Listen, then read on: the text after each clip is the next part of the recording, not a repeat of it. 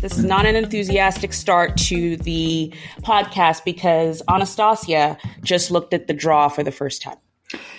I find it amazing that you took this long to look at it, but yeah, that's the draw, guys. I've been so consumed with just enjoying Fan Week and being on the grounds and seeing all these players, and I didn't bother looking at the draw because I was like, it'll be great, it'll be fine. What is it that's upset you so much, Anastasia? Come on, let's talk it out. It's just why is Qin Wen playing Amanda Anisimova in the first round? Why? Can we redo the draw? Can I customer service at the US Open? Can we talk? Because that's unfair. As someone who's a fan, I want to see them both. Huh? I'm a fan of both, and I want them both to be in the second week. I mean, Yelena Ostapenko is playing Naomi Osaka. Both these matches. And by the way, Ben Shelton playing Dominic Thiem. That's a rematch of last year. I was at that match when Dominic Thiem retired. Oh. Can we redo the draw? I mean, I like the fact Dominic's getting a second crack at it because he was doing pretty well in that match. True. He was actually doing pretty well until I think he had a stomach bug or something, and then he had to retire. And okay. Hi, everybody. Welcome to Ground Pass. Might be somewhat subdued now. I can see. On the other hand, if you have Armstrong tickets or you have Ground Passes to get yourself into the upper echelons of Armstrong, then you definitely want to head there for Anisimova against Zheng, which is the first match on Armstrong on Monday. And that's the thing. It's crazy. They're not even easing into it. They're like 11 a.m. Boom. Let's go. And Osaka against Ostapenko is Tuesday, second match on. Oh, wow. It's gonna be a thing. But let's start from the beginning, Nick, before we get How was Fan Week? Into matches. How was Fan Week? Talk to me about Fan Week. This will make you happy again. I know. It really will. Even memories of just thinking of it is great. But Fan Week started this past Monday. So it started looking at my calendar on the 19th of, which actually I didn't even realize so much happened. The 19th is my mom's birthday as well. So started on the 19th and it's lasted the whole week. Today is the last day of Fan Week and it's been great. Every single year I'm like, how are they going to top last year? Because last year was so great. And they just keep doing it. There were record crowds again this year, tons of practices. Unlike last year, qualifying was not rained out, which was actually nice because they finished on time in the schedule allotted. So there were a lot more practices that you could watch around the grounds because all of qualifying was done. But to start from the beginning, so the first 4 days of, was it 4 or 3 days? I think it was done on Wednesday of Fan Week was qualifying. So it was 128 women and 128 men competing to make it into the main draw of the US Open. There were some really great matches there and some really, really bummer, sad disappointments. Did you watch any of qualifying, Nick? No, it ended up being just schedules just did not align that I could. I know what you mean. There were some matches that I was like so happy about. Diego Schwartzman getting through qualifying and taking out the top seed in qualifying was amazing. Especially if you know his story, like he's retiring when we go back to South America next year in like February. That's the plan for him. And so that was great to hear about. But on the flip side, I was kind of disappointed that Sonai Karsal didn't qualify because she was up in her deciding match. And I was kind of really hoping she'd get in because that would have been great for her. But like, obviously that's a bit of a British bias coming in. Obviously, I would imagine you were probably disappointed that Gian Fonseca didn't make it. He just fell short. And I think the whole of qualifying ended with a really dramatic British-American clash with Jan Huitski taking out Maxime Cressy in a super tight deciding tiebreak. Yeah. And it was one of those things. It literally was the last qualifying match to be decided. And on that day, I was on the ground on that day and I was watching a few matches. One of the few disappointments there was, Alex Ella. I think that's how you pronounce her name. She is from the Philippines. I wanted to get in as well. It's the third. She's made it to the final round of qualifying in the last 3 Grand Slams. And she still hasn't made it. And she will. She's such a great player. So that was a bummer. But it was basically as all the qualifying matches were ending, everyone started descending on the match between Cressy and Choisky. And it was packed. I mean, there was not a seat, standing room only, people peering over the fence. And that's, I think, the great thing about being on the grounds of a grand, it's when you find those matches, it's like there's nothing else going on. So everyone pretty much just congregates at one match, and it gave it a lot of great vibes. Fortunate that Cressy didn't make it, but I think he's in a little bit of a slump and needs to find form again. But really, congratulations to everyone who made it from qualifying, because it's a big moment for them. I was able to do like a sort of mini pod with a tennis friend.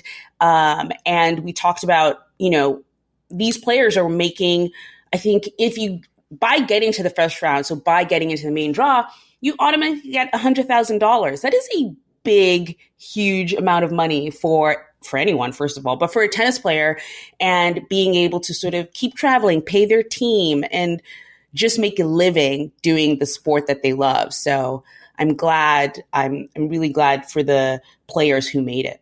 Yeah. And I think there's some great stories in there as well. And I think there's definitely a possibility that the qualifiers can mix things up now they've got a couple of days off, they're feeling confident. I think qualifiers are probably, if you are a main draw player who's kind of getting out of form and you're out of form, like your top 100, a qualifier is one of the worst players you could possibly play because they're in form and they're confident. So, if you're kind of looking around the grounds for a match to watch and you think, ooh, we've got something dramatic going on, see if you can spot a seed or a top 100 player that you haven't heard anything big from in a while, and if they're playing a qualifier, go watch it. Yeah, definitely go watch it. So qualifying has been part of Fan Week. Another massive part of Fan Week have been player practices. Mm-hmm. So all around the grounds, on the main courts, when qualifying was done, on the outside courts as well, there have been player practices. So they'll put, I think today Carlos Alcaraz is going to practice with Francisco Cerúndolo. Novak was practicing with, he was going to practice with Holger Rune, but I think he practiced with Stan Wawrinka, I think yesterday. But there are a huge amount of, Iga and Mukova were practicing. That was a great practice. That was like really fun practice. But yeah, so there are practices happening all over the grounds. And I think this is such a big opportunity for fans who might not be able to afford courtside tickets because they're super expensive. This is a moment to, for free, be courtside and watch your favorite player practice. So those have been extremely packed and fun. Oh, yeah. Yeah, I can imagine they were. Was there some trouble with Carlos Alcaraz's practice? I heard something about that. I think he's fine. Yesterday, I think he was practicing. He was going to practice with Francisco Cerúndolo. And then he rolled his ankle or something, and he stopped practicing. But then a few hours later, he was at Kids Day. So I think he's fine. And he's on the practice schedule today. So I think he's okay. Mind you, Elena Rybakina's been on the practice schedule every day, and I don't think she's shown up. She has not shown up. I think yesterday. So what happens is, the grounds close at a certain point. So I think she has shown up after the grounds are done, or before. So it might be something where she just wants a private practice. Like, for example, so their practice is going on around, and, it's an event. It's not just like, oh, we're practicing. Like, I think these are not that they're staged in the sense that they're fake practicing. No, they're, real points are being played. It looks legit, but there is a performance to it. So most of the practices, there's a host on each court. Like Blair Henley is always on Ash, and she announces the players as they come on. She talks to them a little bit, and then she interviews them after. So it's a thing. So I can imagine if you're a player who maybe is trying to find form, or you just want a little bit of privacy, I can imagine not wanting to participate in the daily practices during fan week, and then keeping it to sort of either offsite or, there are a group of courts, I think there are 5 of them, P1 to P5, that are relatively private because they're all they're fenced off, and the only way you can watch what's going on is there's elevated kind of stadium seating. So you're not really close to the players at all. Even in the fenced off area, they've kind of put this mesh around it so you can't really see from the ground level. So a lot of players, what they actually do weirdly is they go there to warm up for their practices on the main court. Okay. So that ankle sprain that Carlos Alcaraz had was actually on one of the P1 courts, the practice courts, before he was going to go on to a main stadium. If people didn't know that, that's kind of what they do. Interesting. So I would agree with that, because you can use those practices to gain a sense of conditions, kind of tune up a bit, get used to the atmosphere and what it's like playing a points against a top pro.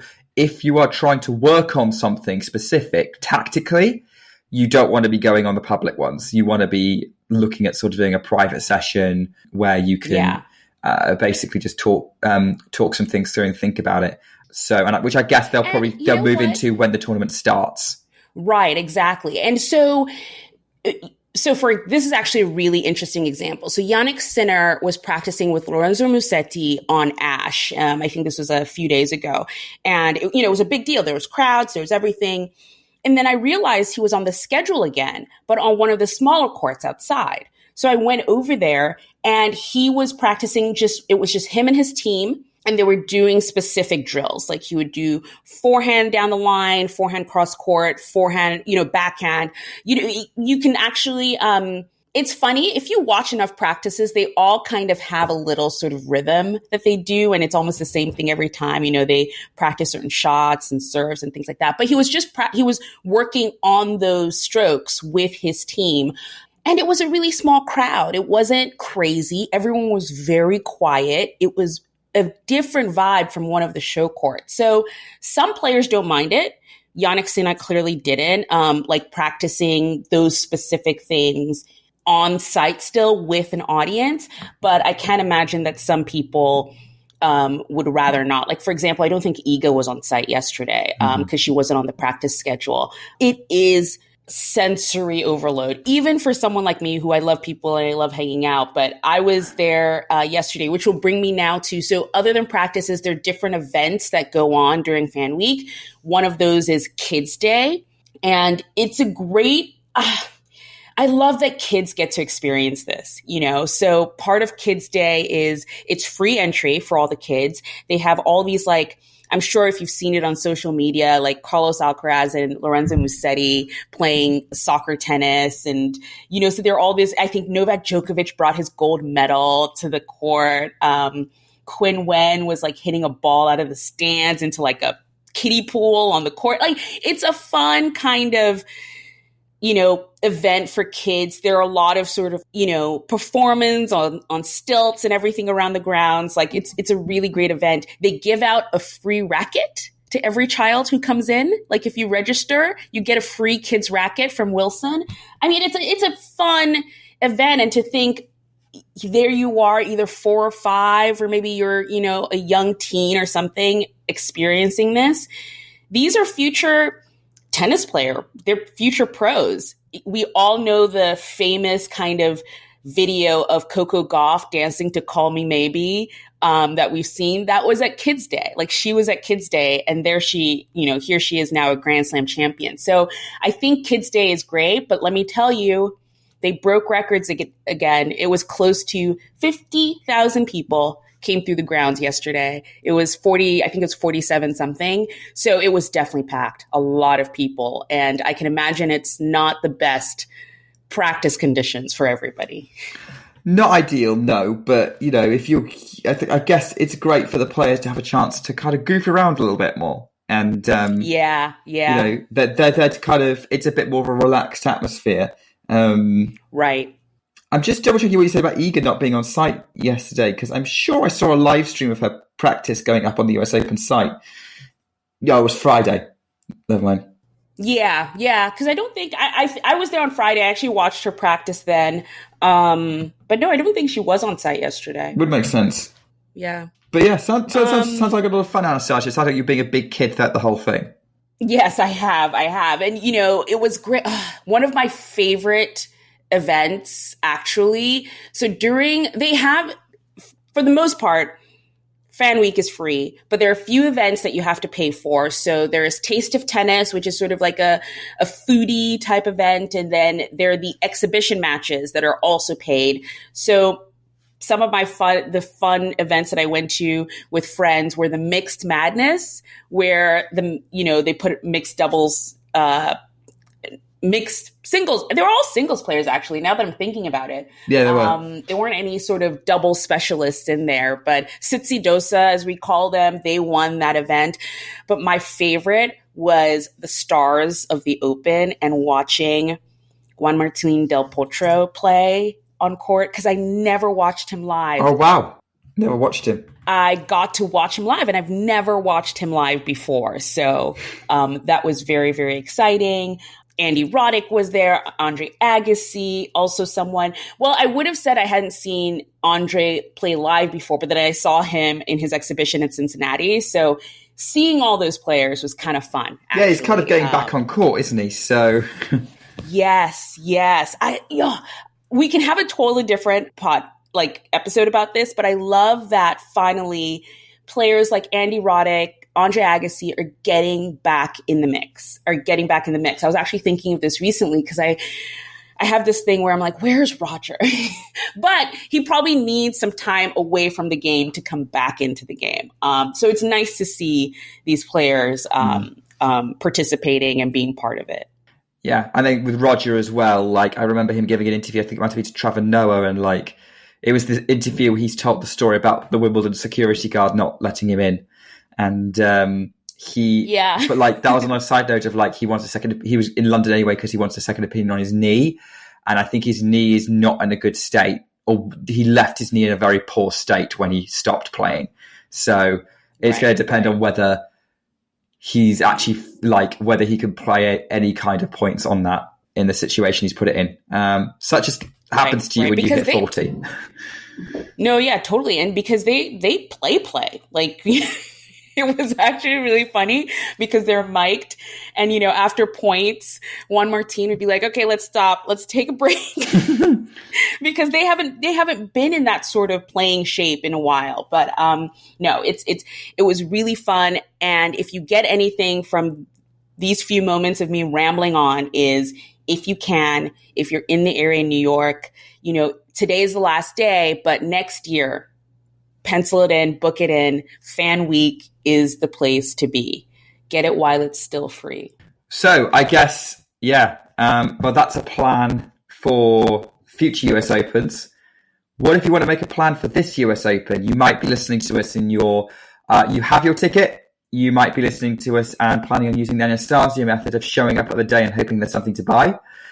But there's tennis happening. And so what we thought was, given that this is a podcast that was originally designed for people who Anastasia would have met at the US Open last year, who are still figuring out who players are or what's happened to names they recognised, we were going to go through the schedule of the first couple of days and essentially just let you know, hey, this would be a good match to go watch, or hey, this is if you want to go and check out, if you heard this player and you want to go check them out, this is what they've been up to over the last sort of a few months. Yes, we definitely have. So I've circled some matches that we can talk through, and we'll do it day by day. So let's start on Monday.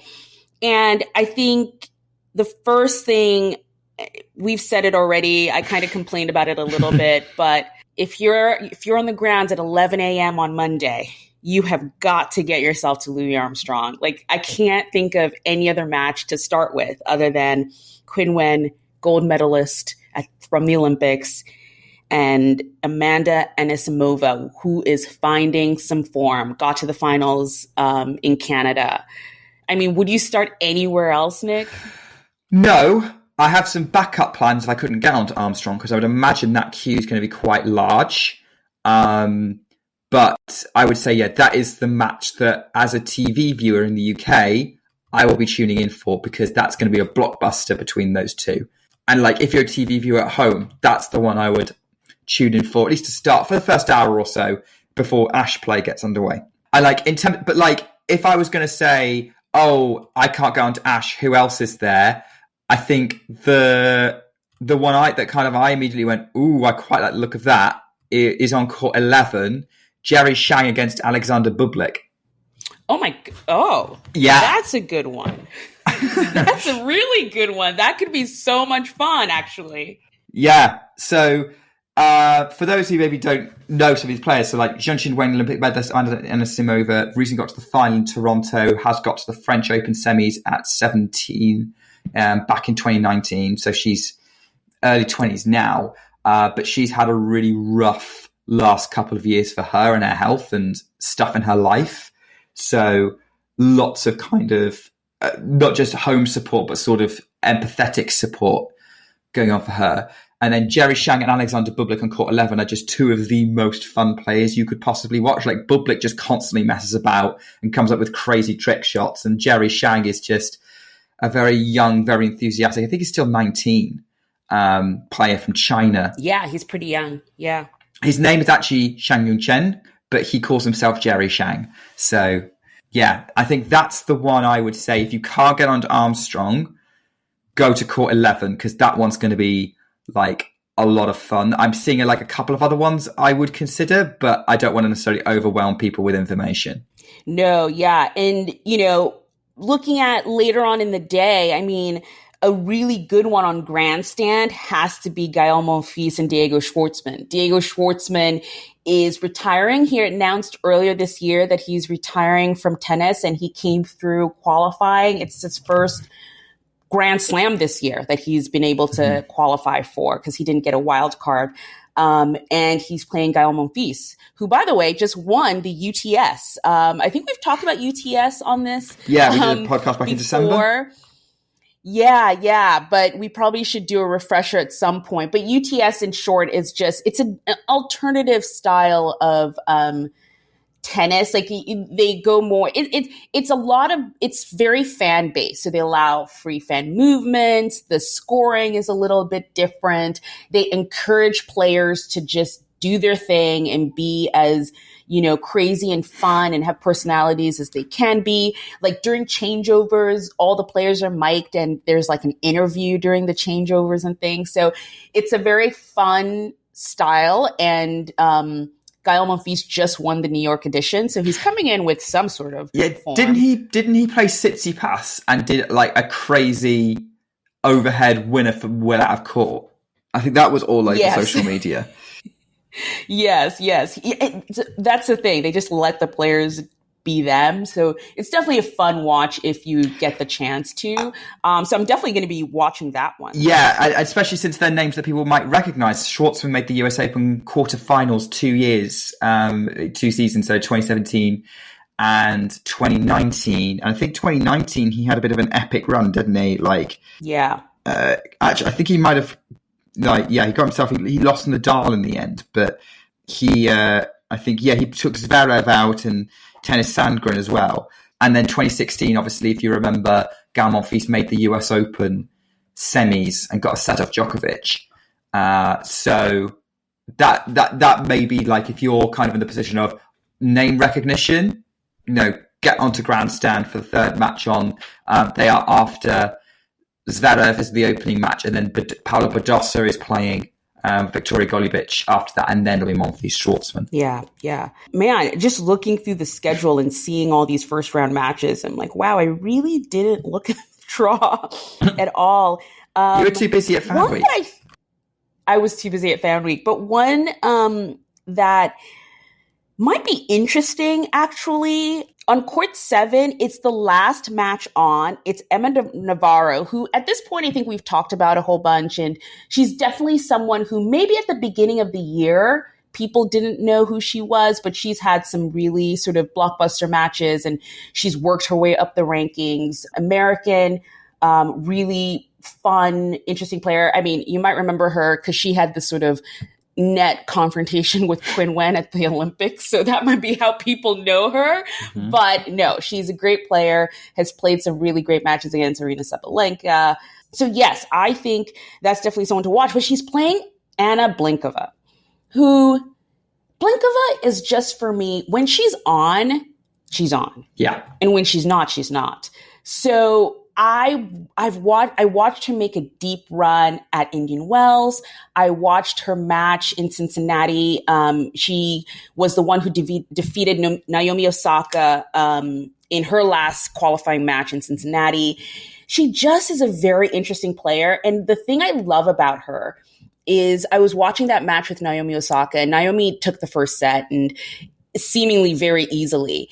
And Blinkova... Wait, I think I'm wrong. I don't think Osaka lost to Blink. It wasn't. She didn't. Blinkova. No, Osaka. No, she didn't lose to Blinkova. She beat Blinkova. Okay. That's what I mean. It was her first. Yes, I take it back. It was her first qualifying match, and she actually beat Blinkova. The first set was very, very easy, but the second set, Blinkova came back. And the thing with Blinkova, I think, is she studies who she's playing, because the way she lost the first set was she just changed her playing style in the second set and made it a lot more difficult. Naomi lost the second set because Blinkova just kept moonballing her. She discovered that was an issue and moonballed her way to winning the second set. It was actually quite remarkable to watch. And the third set was very tight. So I think Blinkova is a very interesting player. She hasn't really made a massive breakthrough, but I've watched some of her matches this year and I've been pretty impressed with her style. If anyone remembers, she played that record-breaking tiebreak with Elena Rybakina in Australia that went crazy long. And that was a deciding tiebreak, which Blinkova actually won in the end. So, yeah, I can see why you've gone for that, because Navarro-Blinkova, that's definitely a match that between two players who kind of will grind it out, and I think you'll see a lot of long, very competitive rallies between those two. So absolutely go check that one out. I just wanted to kind of highlight one match because it was newsworthy, and another match I think is probably one that you want to consider. By the way, if you want to also see the most recent Wimbledon champion, Barbora Krejcikova is going to be last in court 5. Which is an interesting placement, but that's a tangent. You've got McCartney Kessler, who has just won Cleveland, first title. She is the latest latest college player to make the transition to pros. And, well, she seems to be doing pretty well because she got herself a US Open wildcard and has just won her first WTA title in Cleveland, beating Beatrice Haddad-Maia in the final.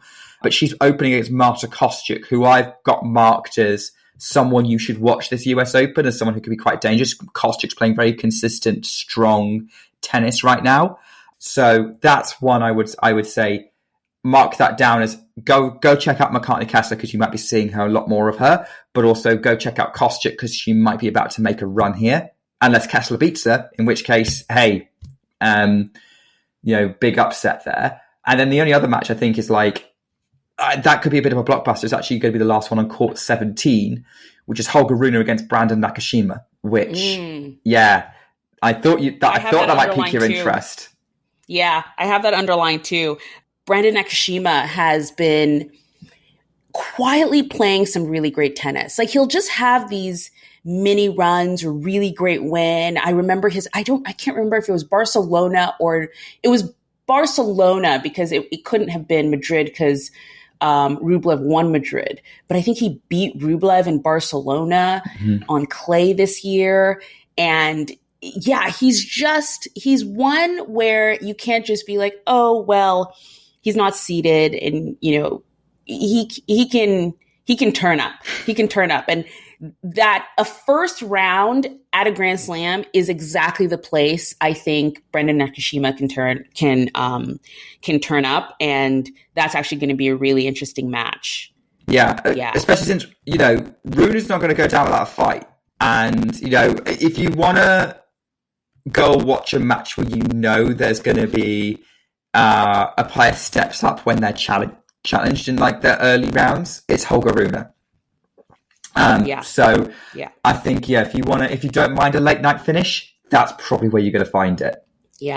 So those are some great matches on Monday. Just first round, very very quickly. Again, I think TV viewers or if you want to go and get a super high up seated Ash, Team versus Shelton is the first match on Ash. I'd say that's the Alpha Ash match that's worth watching on that day as well. But we already talked about that match a little bit, but I wanted to kind of remind people that one was happening. Yeah, totally. And Team again retiring this year, so that could be his sort of farewell as well. Or it could be an upset. You never know. Never know. It's tennis, people. Yeah. Okay, let's jump into day 2, Tuesday. What are we looking at? I haven't really seen any matches right now that I'd want to sort of necessarily start my day with, but there are a lot of sort of like we have to start with Yelena Ostapenko and Naomi Osaka, second on Louis Armstrong. Get some popcorn, get like a drink, get whatever you need, because that ball is not going to survive that match. It's going to be some really, really hard hitting. They might have to consider changing the balls more frequently with those two players, because Naomi's a big hitter. I don't think she always hits big every shot, but she can. Yelena hits big every shot. So if they both decide to go toe-to-toe with each other, it's going to be breathtaking tennis. I am very excited for that one. I think it should start around 6 p.m. my time, maybe, depending on how the previous match goes, because that's the second match on after Danielle Collins and Caroline Dolhide, which is an All-American clash, and actually Dolhide could make it interesting against Collins. So if you want to go there and sit through that match first, that's not a bad plan. Because I think you'll get two really, really good women's matches. But yeah, if you want to sit and watch two of the strongest women out there, two great Grand Slam champions going at it, that's the match you have to circle as like, that's the one I think everyone's going to be talking about for most of that day. Yeah, and so this happened to me last year. There was a day during the U.S. Open last year that the Louis Armstrong matches were just so phenomenal. And I was like, you know what? I'm just staying on Louis today. Tuesday might be that day. Now that I'm looking at it, you're starting your day with Danielle Collins and Caroline Dolhide. Then you get to Yelena Ostapenko and Naomi Osaka. Then you get Dusan Lajovic Medvedev. That could be sort of your come down period. Who knows? I don't know what form Dusan is in. But then you get to the night matches, and guess who's starting the night match on Louis Armstrong? Well, I already know because I've got it in front of me, because I was hoping we were going to mention it. It's Bianca Andreescu against Jasmine Paolini. Number 3 for the year, people. It's the third Grand Slam they've played each other in consecutively. And both the previous two matches were so good. You can't see it, but I'm shaking my head because who made this draw? Who did this? First round? What's happening? By the way, going on? For those who really dig into draws, Jasmine Paolini has a horrendous draw. Yes. She really does. I can imagine if she's starting with Bianca Andreescu. Oh, no, I've made a note of this for another podcast I do. And if you... Hang on, I want to get it up because... I think this is going to be the first time Anastasia has heard this, and I want to see her reaction. Obviously, we all love Jasmine Paolini. I can't think of anyone who doesn't. Yes. But yeah, so Paolini could get Karya Pliskova round 2. Round 3 could be Putitseva or Noshkova or Wang Jinyu. Round 4, you're looking at Fernandez, Ostapenko, Osaka, Mukova or Potapova. Oh, and then quarterfinals against Fernandez. And then quarterfinals against Rybakina.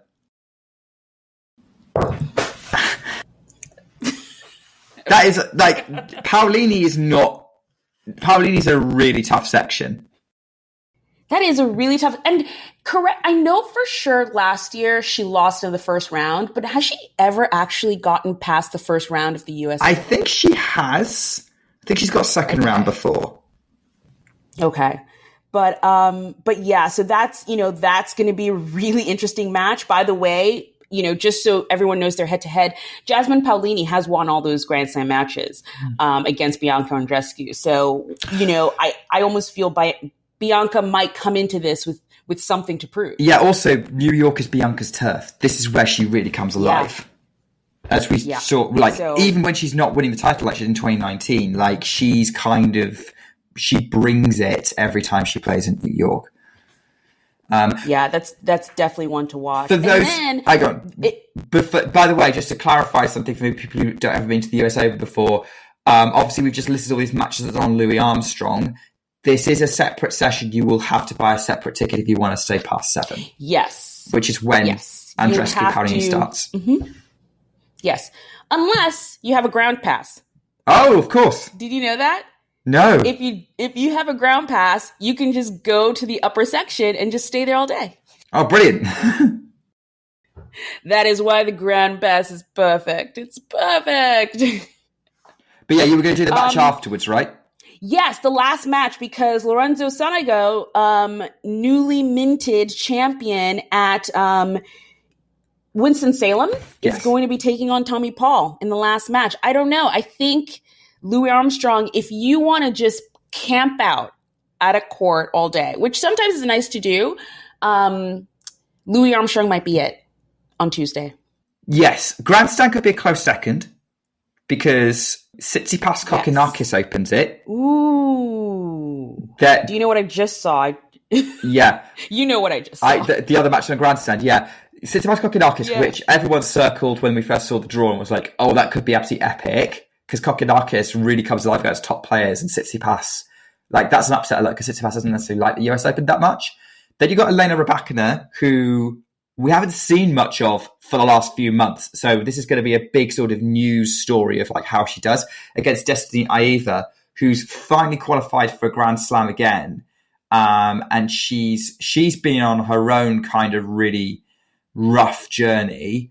Then you've got Corentin Moutet against Sebastian Korda. Now, obviously, Korda's a very good player. Moutet is another chaos player. So he will bring the entertainment. And then the finale on grandstand, which I think is the match Anastasia spotted, is between two Grand Slam champions, 2021 US Open champion Emma Raducanu against the 2020 Australian Open champion Sophia Kenin. So wow, that's going to be a match that I think definitely that's going to be a bit of a crush to go and see. So that could be a camp out court as well. Yeah, it's who made this draw? I don't know who made it. The top half's pretty packed. So wow, it's kind of crazy. I do want to say something a little bit about Corentin Moutet. So I think getting the chance to go to a live tournament allows you to see certain personalities. And I think if you're ever in the vicinity of a Corentin Moutet match, you must go. You must. I think last year, who was he? I think was he playing Ben Shelton? I can't remember who was playing last year that I saw him. And here are the following things that happened. He was underarm serving. He was arguing with his coach. He started playing with his left hand instead of his right for forehands. He had a meltdown. He smashed his racket. So if you're just there for entertainment, I always point to someone like Bublik, for example. If you just want to go to be entertained, find a Bublik match and watch it. But Corentin Moutet is right up there as well of just and here's the thing, he's not a bad player. He's had some really great wins this year, but sometimes he just loses it and you never know when, but you kind of want to be there whenever it happens. Absolutely.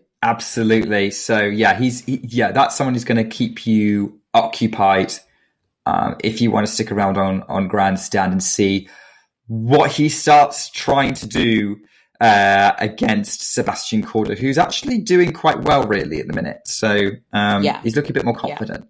Yeah. I'm literally jumping around here. I'm looking like I'm actually going. Day 2 is actually the day I would struggle the most to pick a schedule for, because there's just so many interesting options here. So many. I think I found Anastasia's kind of match that she might go on her downtime from Louis Armstrong, and it's on court 11. Ooh. Let me look and see if I can guess. Guess what it is. Oh, I already have it underlined. Yeah, you know which one I'm talking about? I already have it underlined. It is Arthur Fils and Leonard Tien. That is right. Oh man. You know me too well. You know me too well. This is an epic matchup. Leonard Tien is a player who he did well in the juniors. He's been playing challengers, and he's in an just insane winning streak right now. He's 19, right? Just broken. He's 19. He was just his winning streak was broken at Winston-Salem by Pablo Carreño Busta. But before that, he'd won, I think it's 6 tournaments in a row. Like, just insane winning streak on the challenger circuit. And it's been really great. I got to see him practice a little bit yesterday. So he's already in New York, practicing on the courts, and he's playing against Arthur Fils, the king of New York. So what could be a better, I had not seen that they were playing together until we were looking through this, and I underlined it twice. I was like, that's the match. Yeah. We're going to go see that. Yeah. So that's perfect, because that should align with when the Medvedev-Lajovic match is like, and like, if you want to see Medvedev, great, but Lajovic is not in form, especially on hard court. Like, Lajovic only comes alive on clay courts at this point in his career. So it should be straightforward for Medvedev. So if you want to get some Medi action, just to say you've seen him, by all means. But if you want to go and find yourself a match, you might find Anastasia on court 11. You just might. And I mean, but even look at the match ahead of it. As Andreeva Osorio. Oh, yes.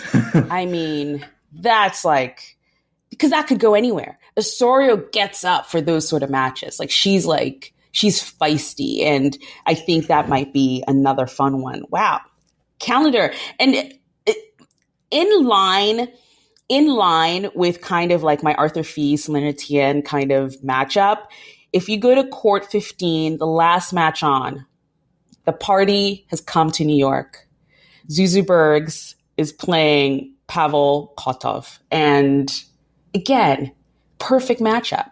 We have the party in Bergs, and Kotov is just, he's the most fascinating tennis player I've ever watched. And he played that match. He's like the younger Stan Wawrinka is the best way to describe him. And when they both played, Kotov and Wawrinka, at the French Open, it was just my happy place. I just loved watching them play. And it brought the vibes to the French Open. And I'm hoping, Zuzu Bergs can help Kotov bring the vibes to New York. It's going to be a late night one because it's the last match on 15. So it could go late. I think that's going to be a fun one. Yeah, absolutely. I think it will be that could be a fun match as well. I think you're kind of spoiled for choice, to be honest, because I'm just rather than necessarily rather than simply breaking down each match, court 5 and court 6 on day 2, really good as well. Jakub Menchik, Felix Auger-Aliassime, that could be interesting. Xi Zhengzhang, Jack Draper, yeah. Potapova, Fernandez, that's interesting. Yeah. Yeah, I knew you'd want to see Zhang Draper. I mean, that's another question I have for the draw makers, because why? Why can't I have both of them till the second week? Really unfair. So, yeah, I don't know. There's just so much stuff. I wanted to say the watch list is coming back. So on our social media, we will be posting each day the matches that are getting our attention, what you can see on a ground pass. We do it only for the first week of Grand Slams, because by the time you get to the second week, all the singles matches at least are. I might do it into the second week and cover doubles. I was going to say, what about the doubles, Anastasia? Yeah, I know. There's some really great double pairings that are coming this Grand Slam. You know what? We are going to keep it going the second week and do the doubles because the doubles will take over the outside courts in the second week. So yeah, this is really great first 2 weeks of a Grand Slam. A lot of And you say first 2 weeks. We've just thrown a whole bunch of matches at you. That covered 2 days. 2 days, yeah. That was a slip of the tongue. It's not the first 2 weeks. It's the first 2 days. 2 days, and like, yeah, we're not going to bother project. We don't like doing projections here, so we're not going to project who could be good to go see in the second week because there's no point in planning around who you might see. Maybe make your Wednesday plans based on the outcome of the draw, the results on Monday, and take a look at that. Same with Thursday after Tuesday. What's the rain situation, Anastasia? Does it look like we're going to get any in the US Open? So right now, the rain's going to be on Saturday. Okay. Unfortunately. It's the first day of the Labor Day weekend, but it looks like of all the days, that's the day that's rained out. I think Friday's pretty cloudy, but it's looking like a pretty clear first week until we get to Saturday, which is nice. And it looks like it then clears up Sunday, Monday, the following week. So we should just be getting one day that's rained out. Again, this is actually a really good point. If you have a ground pass, you can get into Louis Armstrong, which has a roof. So look ahead with the weather. And if you see, oh, wow, it is going to be completely rained out, I would go park a spot at Louis Armstrong immediately, because what's going to happen is it's going to get rained out. Everyone's going to want to get into Louis Armstrong, but there's a capacity to it. So you may want to get ahead of it and get in there before all the seats are taken up. But yeah, I think, Nick, you kind of nailed it on the head. We don't like making predictions, but what we try to do is help you plan what to go see and who to see with the tickets you have. And like you said, so Monday, all the players that play Monday, in theory, they all play alternate days. So they always have a day off. So if you play Monday, you'll play Wednesday and Friday. If you play on Tuesday, you'll play Thursday and Saturday, and so on and so forth. So, yeah, I'm really excited for this tournament, if only because it's the last Grand Slam of the year. It's in my home city, and I get to go see it in person. And I really hope I see some of you on the grounds there and enjoying tennis and having a good time. I think being on the grounds during Fan Week has kind of been like a palate cleanse, Nick, for me. We, I think, are in a tennis bubble. We follow tennis a lot and we're in the nitty gritty of everything. And I like the germ of the idea for Ground Pass started at the last US Open. And you almost kind of lose that feeling sometimes when you get into the nitty gritty and you're like, oh, this is happening and that's happening and stuff. But getting back on the grounds and listening to fans, listening to them talk and, what they're thinking about and what they like about tennis has been so cleansing. It's been so refreshing to remember why this sport is so great. And I'm really excited for this tournament. And I almost forgot to say this. So last year, I went to the US Open every single day, and I decided to do a little mini vlog of each thing. I mean, they're a minute and a half long. Some of them are 2 minutes long or whatever. And I found them, and I'm going to post them to our YouTube channel. I didn't find all of them because, again, I wasn't thinking I was going to use it later or anything, but I found some of them, and I'm going to post them to our YouTube channel, because even me listening back to them, remember the day that was 1,000,000 degrees and Medvedev was playing Rublev, and Rublev was so red you thought he was going to pass out on the court. Remember that match? No, I don't. Sorry. Last year? Oh man, last year it was the hottest day of the year. They were playing at Ash, and Rublev looked like a tomato. He looked like a tomato, and I listened back at the vlog I made from that day, and all the memories came back, because even sitting there watching it was so dreadful. I could not imagine that they were playing tennis in those conditions. So yes, I will post that. I'll put a link in our bio and stuff. Nick, any parting thoughts before we wrap it up? Is it Monday yet? Exactly. The countdown starts now. Countdown's been started for me since the draw came out on Thursday. Yes. It's going to be exciting. I can't believe I didn't really pay attention to the draw. How could I have missed all this craziness? Well, Anastasia, let's go process this, and we'll be back in a couple of weeks to review everything that happened at the US Open. Okay. Bye, guys. Bye.